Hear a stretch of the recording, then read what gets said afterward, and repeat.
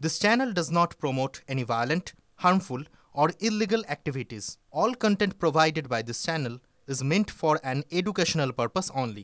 এবার মন্তেশ্বরের দিকে নজর রাখতে হচ্ছে, কারণ দলের মানে শাসক দলের তৃণমূলের দলীয় কোন্দল একেবারে প্রকাশ্যে চলে এসেছে।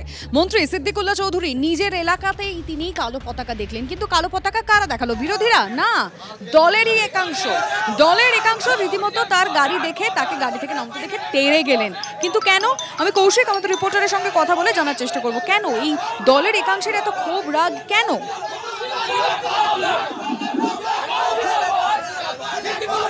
কৌশিক শোনা যাচ্ছে? আমরা কথা বলার চেষ্টা করি, তার আগে ছবিটা দেখাচ্ছি। সেই মুহূর্তে ছবি যখন সিদ্দিকুল্লাহ চৌধুরী তিনি যান তার এলাকায়, তার এলাকা যেখানকার বিধায়ক তিনি, সেখানে মন্ত্রী পৌঁছানোর পরই দলেরই মানে তৃণমূলের একাংশ তাকে দেখে কালো পতাকা এবং গো ব্যাক স্লোগান দিতে শুরু করেন। কিন্তু কেন মন্ত্রীর ওপর এত মানে ক্ষোভ, এই অনাস্থার কারণটা কি আমি জানার চেষ্টা করি আমাদের রিপোর্টার কৌশিকের কাছ থেকে। কৌশিক, দেখো, মূলত যারা বিক্ষোভ দেখিয়েছে, মন্ত্রীকে কালো পতাকা দেখিয়েছে এবং স্লোগান দিয়েছে, তারা কিন্তু তৃণমূলের একাংশ এমনই দাবি করছে মন্ত্রী সিদ্দিকুল্লাহ চৌধুরী। এবং বিক্ষোভকারীদের যেটা দাবি যে মন্ত্রী সিদ্দিকুল্লাহকে এই এলাকায় কিন্তু খুব একটা দেখা যায় না। এছাড়া তাদের সঙ্গে যারা আসে তারা কিন্তু বিভিন্ন খারাপ কাজের সঙ্গে তারা যুক্ত। এছাড়া মন্ত্রী এলাকাবাসীকে যদি কোনো বই দরকার হয় বা কোনো কিছু প্রয়োজন হয় সেক্ষেত্রে মন্ত্রী কিন্তু পাওয়া যায় না। যদিও এমনই কিন্তু অভিযোগ করছে কিন্তু একদম যারা বিক্ষোভ দেখিয়েছে তারা। অন্যদিকে কিন্তু মন্ত্রী সিদ্দিকুল্লাহ চৌধুরী একদম তৃণমূলের একাংশ এবং তৃণমূলের এক নেতার নাম করছেন সরাসরি, তার নেতৃত্বে তার অঙ্গুলি হেলেনি কিন্তু এই ঘটনা ঘটেছে বলে দাবি করছে।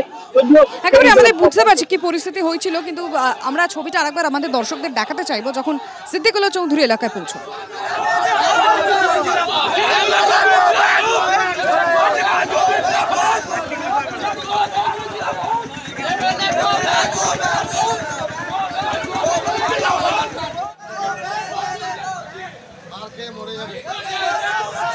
আমাদের এখানে যে তোলাবাজ, ধান্দাবাজ, চিটিংবাজ মন্ত্রী আছে, শুধুমাত্র তোলা ছাড়া কিছু বোঝে না।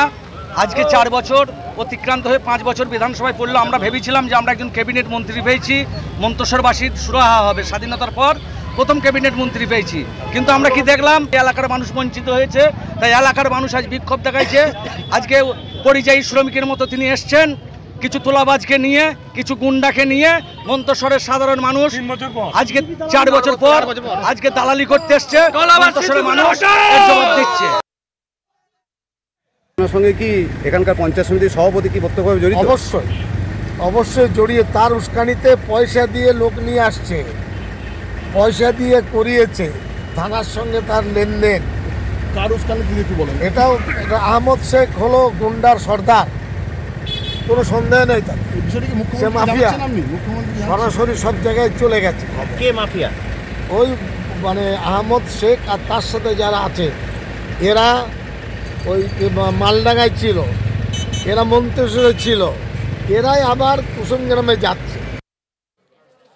এবার পশ্চিম মেদিনীপুরের পিংলা, সেদিকে নজর রাখতেই হচ্ছে, কারণ সেখানে তৃণমূলের অন্তরে খুব প্রধান, সেই প্রধানের বিরুদ্ধে 14 জন সদস্য তাদের অনাস্থা। পিংলার ধরেশ্বরপুর পঞ্চায়েতে 15 আসনেই জয়ী হয় তৃণমূল কংগ্রেস। প্রধান পুষ্পেন্দু দের বিরুদ্ধে একাধিক দুর্নীতির অভিযোগ ওঠে, সরকারি টাকা 9-6 থেকে স্বজন পোষণের অভিযোগ ওঠে প্রধানের বিরুদ্ধে। সেই অভিযোগের ভিত্তিতেই অনাস্থা দাবি পঞ্চায়েত সদস্যদের। যিনারা পঞ্চায়েত রয়েছেন ওনাদেরকে সমস্ত মানবো না, এই প্রধান সাহেবকে আমরা মানছি না। যিনি প্রধান সাহেব হয়েছেন ওনার পুষ্পেন্দু দে মহাশয়, ওনার দুর্নীতি শুরু হয়েছে।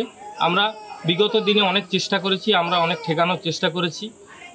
উনি কোনো মতেই আমাদেরকে সহযোগিতা না করে উনি নিজের ইচ্ছাতে সমস্ত ফান্ডের টাকা তজরুপ করেছেন। আমি তৃণমূল থেকে রয়েছি, এটা তৃণমূলের সংসদ। এটা সকলের কাছ থেকে বিক্ষোভ আসলো, তখন এটা আমাদের সবাই মিলে একটা আলোচনা করে, পার্টিতে আলোচনা করে সব কিছুরই অনাস্থা। দলীয়ভাবে কাকে জানিয়েছিলেন?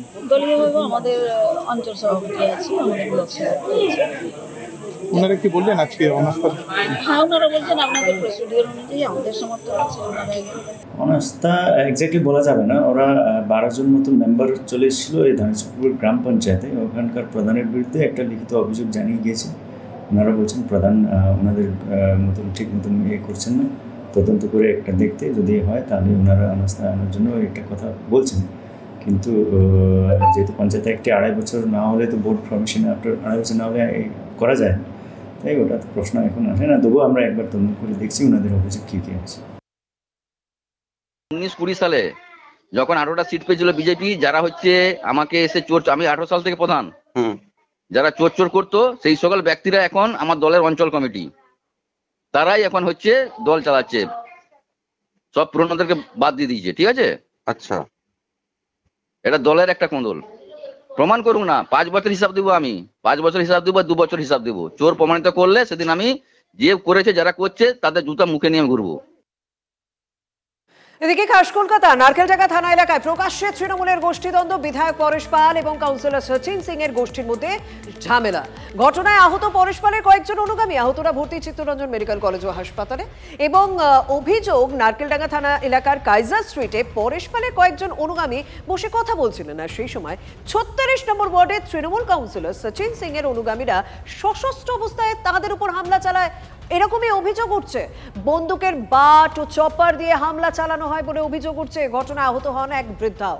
কাউন্সিলর সচিন সিং এর কোনো প্রতিক্রিয়া এই ক্ষেত্রে মেলেনি। ছেলেরা এসে সব বাট দিয়ে মারলো, আবার চাপা ওই বন্দুকের বাট দিয়ে মারলো, আবার ওই চাপড় পাপড় ডন্ডা ফন্ডা রড ফট সব নিয়ে অনেকজন সচিনদের ছেলেরা সব। তোমরা কি করছিলে? আমরা স্যার ওই মন্দিরে বসেছিলাম, এই শ্রাবণ এসেছে তো ওই জন্য একটু মন্দিরটাকে বানাবো, একটু পুজো তৈরি, এই জন্যে সব ছেলেরা আমরা কাজ করি তো সব এসে ওইখানে বসেছি। বাস এরা 10-12-15 ছেলেরা এসে, এই সচিন ছিলের সব ছেলেরা। আমি ওইখানে বসেই আছি গেটের সামনে, আমি জানছি ঝামেলা না হোক বসে আছি। এবার এসে এরা ধাম দীপুকে বিকিকে বলে প্রকাশকে, আগে দীপুর নাম বললো, ও দাঁড়িয়ে ছিল, বলে কি হয়েছে, ওকে একদম কালা ধরে টেনে এরকম চাপড় মানে পুরো মুখ আর খুলে গেছে, দেখবে ছেলে। তৃণমূল কংগ্রেস নেতা তন্ময় ঘোষ আমাদের সঙ্গে এই মুহূর্তে রয়েছেন। তন্ময় বাবু, কি হচ্ছে গোটা রাজ্যে? মানে কোথাও সিদ্দিকুল্লাহ চৌধুরী, তাকে দেখে তৃণমূলের একাংশ গোব্যাক স্লোগান দিচ্ছে, কোথাও পরেশ পাল ভার্সেস সচিন সিং হচ্ছে। মানে 26-এর ভোটের আগে এটা তৃণমূল স্তরের নেতাদের কাছে কি বার্তা যাবে? না, এখানে বার্তা যাওয়ার কিছু নেই। তৃণমূল কংগ্রেস সুশৃঙ্খল দল, সেখানে নেতৃত্বের মধ্যে কোথাও কোনো বিরোধ নেই এবং গণতান্ত্রিক দল, কেউ কোনো কিছু বললে তাকে সেই জায়গা দেওয়া হয় এবং তার কারণ দর্শনের জন্য বলা হয় যে কেন সে বলেছে। এক্ষেত্রে আপনাদের সংবাদ মাধ্যমে যেটা দেখতে পেলাম সেটা হচ্ছে তারা দাবি করছেন একটা দল নেতার অনুগামী, অন্য দল অন্য নেতার অনুগামী, কিন্তু তার একটা নেতৃত্ব স্থানীয় নয়। এখন পশ্চিমবাংলায় আমাদের 10.5 কোটি মানুষের মধ্যে প্রায় 2,46,00,000 ভোটার আছে, তারা সবাই তার মানে তৃণমূল কংগ্রেসকে সমর্থন করে। এখন এই 2,46,00,000 লোককে তো আমাদের পক্ষে সম্ভব নয়। তবে এর মধ্যে যদি কোনো নেতৃত্ব জড়িত থাকে তাহলে দলীয় স্তরে তার পর্যবেক্ষণ করা হবে এবং তার মতো ব্যবস্থা নেওয়া হবে। অনেক ধন্যবাদ।